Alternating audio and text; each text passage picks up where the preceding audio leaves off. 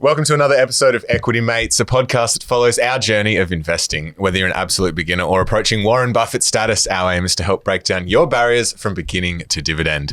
My name is Bryce, and as always, I'm joined by my equity buddy, Ren. How are you? I'm very good, Bryce. Very excited. We are here for part 2 of our Value Investor 3-part series with Owen. We are still in our away kit. We are still We're still wearing our party shirts. I'm actually getting kind of jealous of yours. And I'm actually getting kind of curious to taste fairy bread again.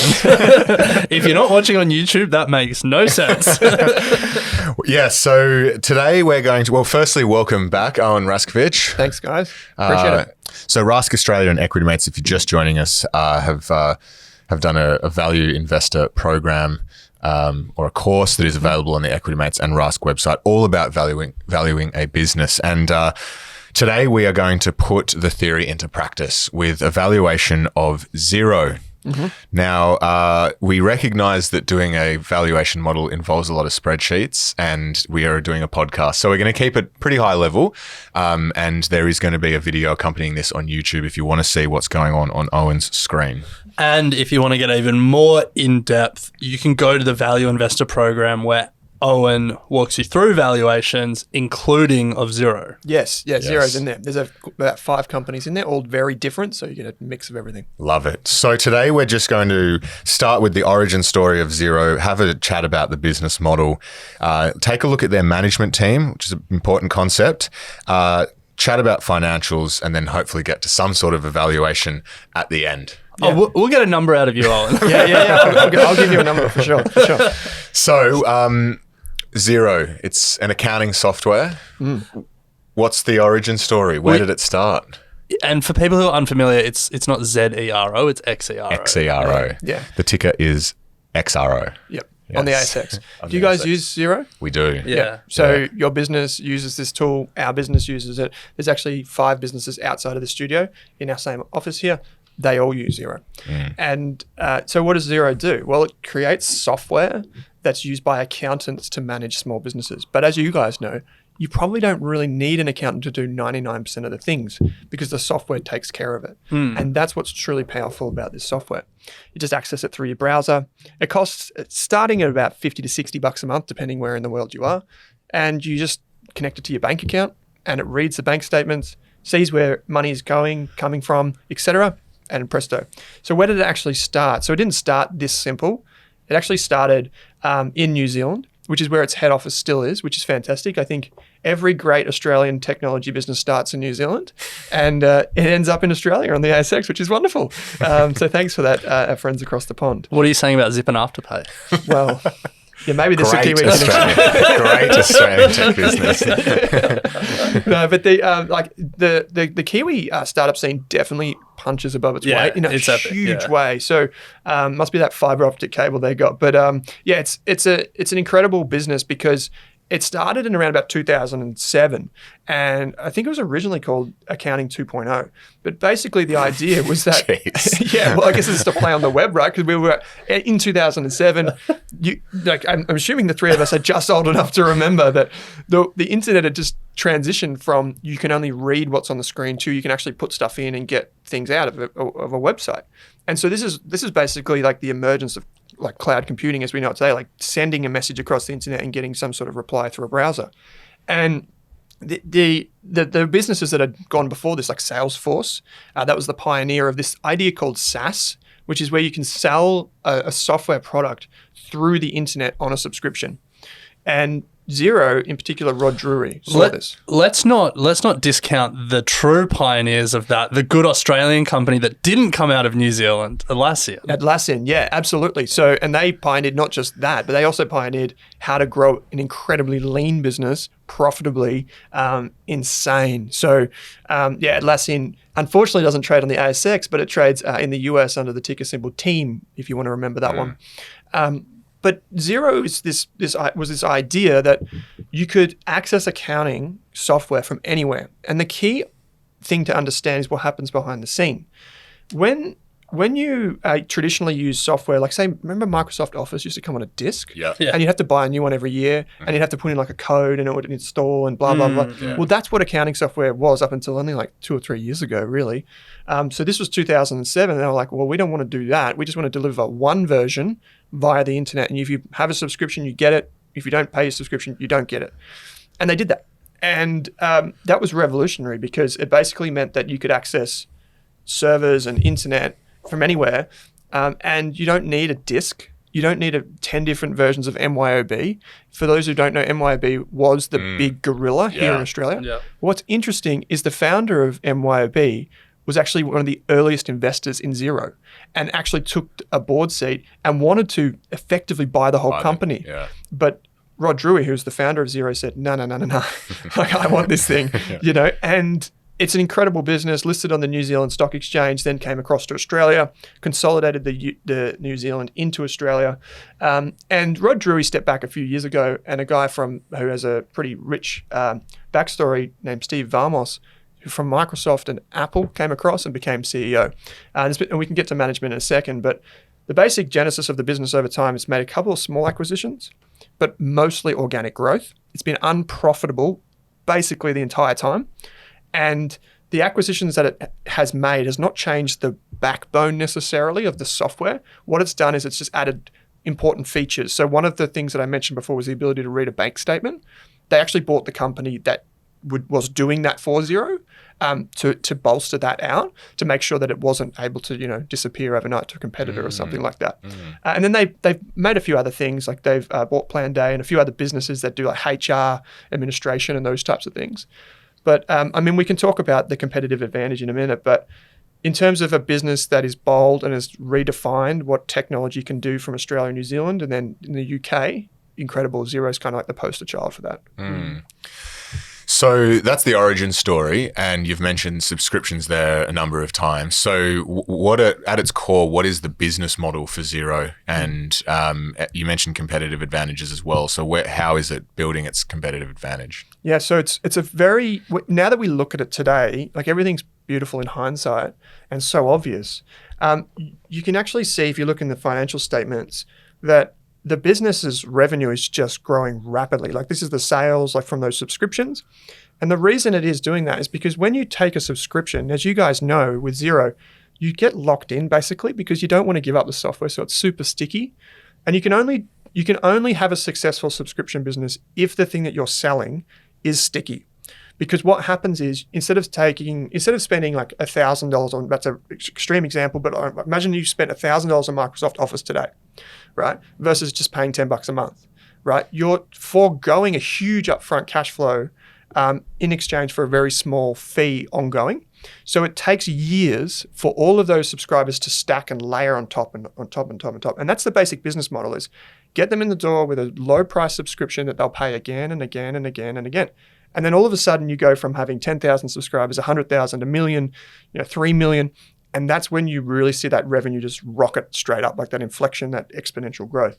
And so that's the basic model of Xero, is trying to get more and more subscribers into the ecosystem with discounting, with like sales tactics like expos with accountants. I think the best business models, one of the best business models, is when the person who pays the bill is not the person who's like facilitating the sale. So what I mean by that is an accountant is the one that sells the software. You don't go and necessarily get it off the shelf. So you get recommended it, but the accountant doesn't pay, you pay. And this is like, if you guys are familiar with Burson Auto Parts here in Australia, or Bapcor, it's on the ASX, and you'll see Burson stores around. And Burson, what it is it's like automotive parts. But if you think when you go to a mechanic, you don't care where it comes from, you just pay the bill. So for a business like Burson, when you go and you take your car down to the mechanic recommends, we need, a crankshaft. I don't even know parts, but let's be honest. You need brake pads and all that sort of stuff. They go to Burson and get it. So you're paying Burson without realizing, because the professionals recommended it. So you would never question it. It's the same model with Xero, but it's a software for accounting. And that's the model. And the reason people hate the business model, if I could just quickly touch on that, is the business is not profitable. So what I mean by that, if you look at the income statement, you go down and you see that line that says net profit after tax, it's a big negative in there. And at the end of the day, the reason that is negative is because they're investing so much for the growth to get that revenue. So the switching costs are high. I couldn't imagine trying to switch to an MYOB or a QuickBooks or something like that now that we've got a couple of years worth of data in Xero, and that's what locks us in, and that's what makes us wear price hikes if they come, and that's what makes it easy for them to cross-sell, you know, the next bit of software and the next bit of software after that. When Bryce has a full team under him that he's trying to schedule and stuff like that, it makes sense to just do it in Xero because we're already there. Yep. So that's the competitive advantage. That's the moat. Let's talk about, before we talk about competitors, let's just stay focused on Xero. You said it's not profitable, but it is growing. Give us a sense of the top line growth, the revenue growth.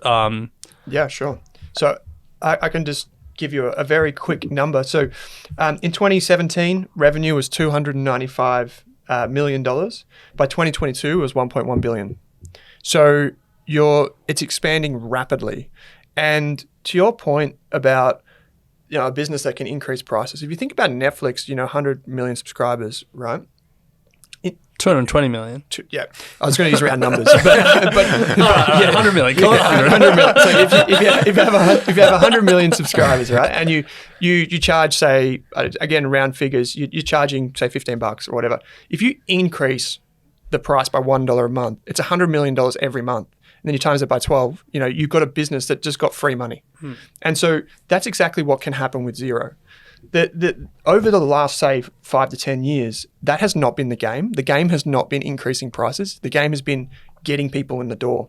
And the way that's reflected in the financials is you see this thing called customer acquisition cost, or CAC for short, CAC. And you see that all the time. And they are very upfront about how much it costs to acquire someone. And it's a very transparent way to illustrate the business model. And what we will see as the business grows is we'll see that CAC probably increase because the harder customers, the ones that are really resistant to change, they are harder to convince and they cost more money to convince. So what we'll see is that probably go up. But what we'll probably see, to your point, Ran, is the value from each subscriber go up because they'll start increasing prices. And that's where you get this really interesting dynamic of they won't spend as much on acquiring and they're getting more from the existing subscribers.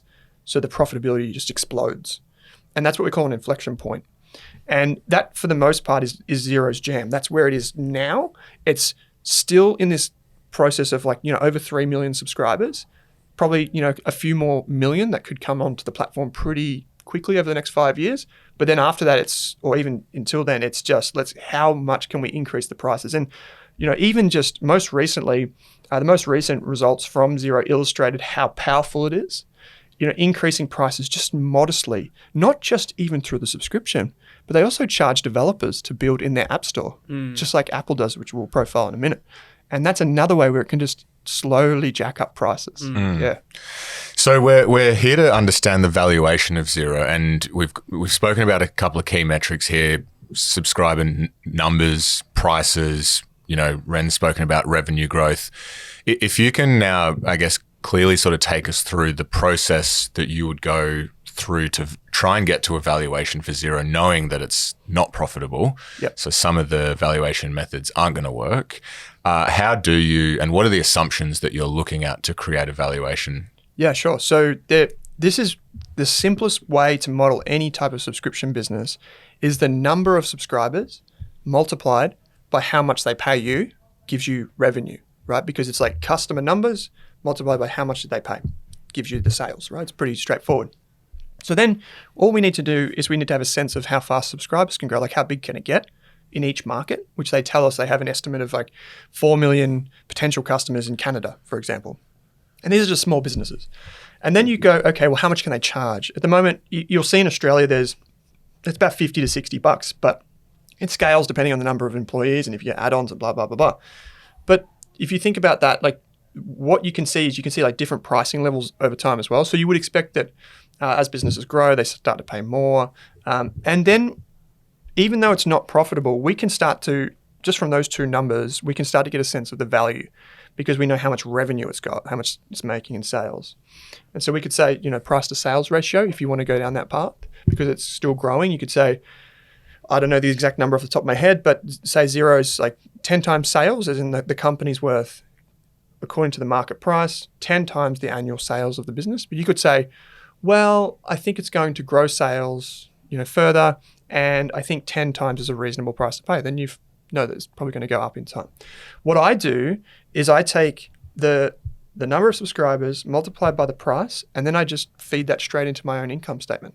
So just like you would see in their annual report, I just put this extra step on top of it, if you like, where I'm just trying to predict what might happen in the future. So you've got total subscribers, and I do have it on the video version, but total subscribers. And then I look at, well, how big can they grow in those marketplaces like Canada, UK, Australia. And then I basically just get to that revenue line and I make some assumptions about the profit margins. And it's really just then from there, you just do a profit margin and you get down to cash flow. It's quite straightforward, actually. So we're not going to talk through the details of the spreadsheet because that probably doesn't translate over audio, but let's just ask some questions to unpack sort of how you think this business goes into the future. Because as we spoke about on the last episode, where the rubber hits the road, where the best valuers are separated from the average valuers, isn't in their ability to build a spreadsheet. It's in their ability to accurately assess a business's prospects. So, first question, when does Xero become profitable? I'd say in the next 2 years. Okay. Yeah. So we're recording this late 2022, but it airs in 2023. I would say before 2025, it will be profitable. And you can actually, this is interesting, man. So I initially bought this a long time ago, these shares in this company. And my assumption at the time was this: if Xero wanted to, it could cut its marketing budget in half and be instantly profitable. And that was something that you don't need necessarily to model. You can just be like, they're spending like 300 million marketing. Yeah, you can look at that in the current income statement. Yeah, exactly. Yeah. And you can be like, do they need all that? No, but do you want them to do it? Yes, because then that means if that's getting growth for the future, more subscribers, you would want them to spend. And so what's the assumptions in that next 2 years that lead to it becoming profitable? Yeah, sure. So you would be, the key metric, so remember how I said before, you got the number of subscribers multiplied by how much they pay. So I am baking in a bit of expansion in the average revenue per user. So the average subscriber, basically what they pay. And so for me, that's looking like, I've got it up to around about $35. If you look at just a per quick... user? Per user? Yeah. So the thing is, they don't collect all of it. We're paying like 70, I think. Yeah, so they don't collect all of it. So what can happen is the accountants can take a clip as it goes through, and this is a blended rate. Is our accountant taking a clip? Hell no. No, it's not. If it is, it's not much. It's not normally that much. So they're probably not doing you dirty. But if you think about it, like, do you guys use Xero to pay super as well? Yeah. Yeah. So we do that as well. You can also have like the HR plugins, and they're like little add-ons. It's like $1 or $2 per employee and that sort of stuff. And so more and more, like you guys said, you've kind of like put your flag in the ground. I'm with Xero, not MYOB, not Intuit, whatever. You're going to eventually probably use that stuff because it'll be easier. And so for me, there's just one really nerdy thing I want to make clear is when Xero publishes its number for what it earns per user, average revenue per user, that's based on the last month, right? So if you look at this financial statement at the end of the year and there's that number in there, that won't match up with your income statement because they're taking the last month and saying our average revenue per user is this. But that doesn't show you what happened 9 months ago, for example. All right, let's rip through a few of the key assumptions because I think that's the point that we want to get to. It's that the process of forecasting the future is a process of building assumptions, and the best modelers are right about more of their assumptions than they're wrong. So what's its revenue looking like in 2025? In 2025, you're looking at about, and I'll just quickly jump to my spreadsheet, you're looking at about 1.7, 1.8 billion. Okay, so 1.2 today, did you say? Yeah. So not unreasonable assumptions, you would say there. How far out do you model this? I would go to, well, in the current model, I've got 2032. Oh, okay. Wow. Yeah, so this is a 10-year model. And do you want me to just tell you why real quick? Yeah. Please. Yeah, so when you model a hyper-growth company, you cannot use a 3 to 5 year model because what happens is when you get to the end of the 5 year, there's like a cliff and it just goes into like infinity.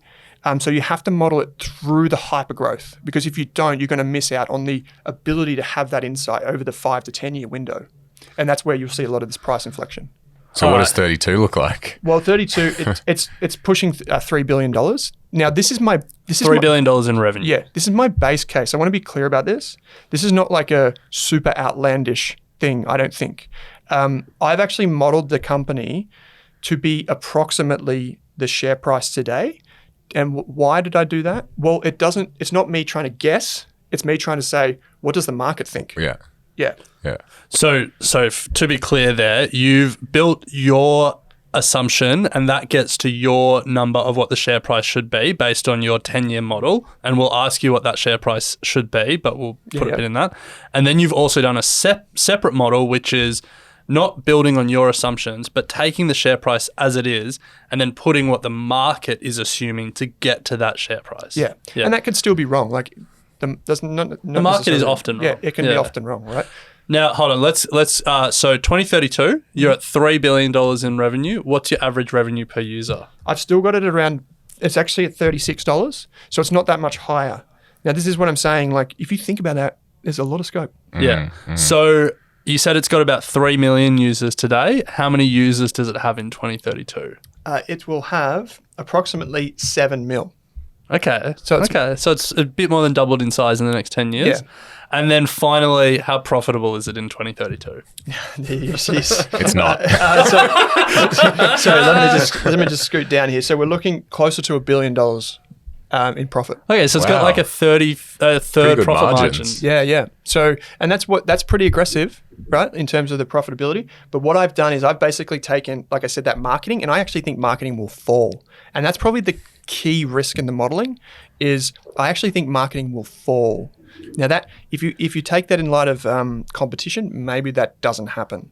So this is again the art form with the science, but that's where you get the inflection point. So just from taking the theory of a discounted cash flow and applying it to what you've got today, you've got profitable in 2025, and then it's growing its profit from, I assume, pretty minuscule in 2025 to $1 billion in 2032. And so the task for you as the valuer is to say its profits stream in those 7 years might total a couple of $1 billion all up if you add those 7 years together. Yep. But I want to know what I'm paying for that future profit today. And so that's why you do a discounted cash flow, because the value of $1 today is worth more than a value of the dollar tomorrow. Mm-hmm. And the value of $1 in 2025 is worth more than the value of $1 in 2032. And the discounted cash flow is just the method to actually calculate what the value of each of those dollars are and what you should be willing to pay for them today relative to the rate of return that you want to get. Yeah. And this is, you actually introduce a real key thing that happens in most models where they go wrong, which is this idea of like the future value is how do we get that back to today, right? And this is what we call the discount rate. So the discount rate, there's some fancy maths around it. It's really kind of pointless though, because you can think of the discount rate as my expected return, right? So what return do I require from an investment in order to make the investment? So if I think Xero is really risky, well, I want to have a higher discount rate because I'm taking more risk. So give me more of an expected return. And so for this model, in this video, I've actually kept it really simple. It's just 10%. So I expect 10%. Now, there are many different schools of thought on this, which we probably don't have time to go into. But for me, I think Xero is one of the highest quality businesses in Australia. So I just think the quality of the business, its products, its services is really up there. And so in theory, if you think something's like a really good business, wouldn't that mean that it's lower risk? Right? But if you punch that into a model, your upside is huge. So I tend to be conservative in that approach and just say, what do I need to basically justify an investment at today's prices? And then all of that other stuff is like, that's just make it rain. Like that's great. That's upside that I'm basically not assuming. But there are plenty of risk and there are plenty of ways that this can go wrong. So before we close out and get to the price, a lot of the assumptions that you've put in around user growth of sort of price per user, revenue per user, cost base, marketing, they're all assumptions that you've sort of come up with. But what's the flip side? Like, what could go wrong here, and what are the risks that you consider with those key assumptions? Yeah, these things can change really quickly. And the big one is like I'm making assumptions that are probably not what will actually happen. And so what I mean by that is, you know how I said like I expect marketing to fall? That's my belief that it should. It should, because it will get more profitable if it does that. But the management team at the time could be like, no, we're going to try this other crazy idea. And so management is always a massive uncertainty when you're modeling so far out. And in the last year, Xero has got substantially, I would say, riskier when you look forward, because we've seen some changes. I said Steve Vamos announced he's stepping down in late 2022. He'll be stepping down in 2023. He's being replaced by a CEO that has a lot of experience in the US. Now, they've also got a chair who oversees the CEO role and the executive team and the board of directors. And the chair's David Thoday at the time of recording. He has experience with Telstra, you may remember, and also Tyro Payments. And what I do is I study all of those people and I go back and look at how they've performed in the past.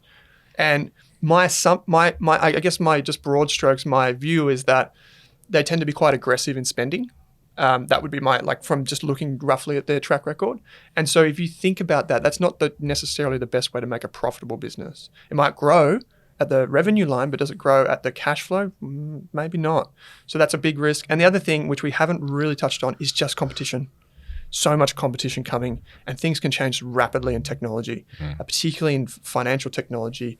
And then finally, in the UK and Canada, the assumption is rapid growth because those governments are making tax digital. So that means that they're forcing companies to report their taxes digitally, but that could be kicked further down the road if things get too hard.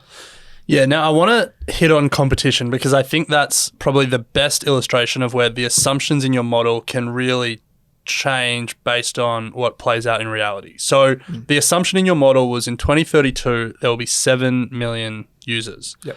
Unless Australia has massive population growth or Australia and New Zealand businesses just boom and we pump out like 4 more Atlassians, they're going to need to crack overseas. Yep. And they're looking at America, they've got an American CEO, but it's not like there aren't options in America. Intuit have QuickBooks, there's FreshBooks, there's a number of other strong competitors that have very similar business models.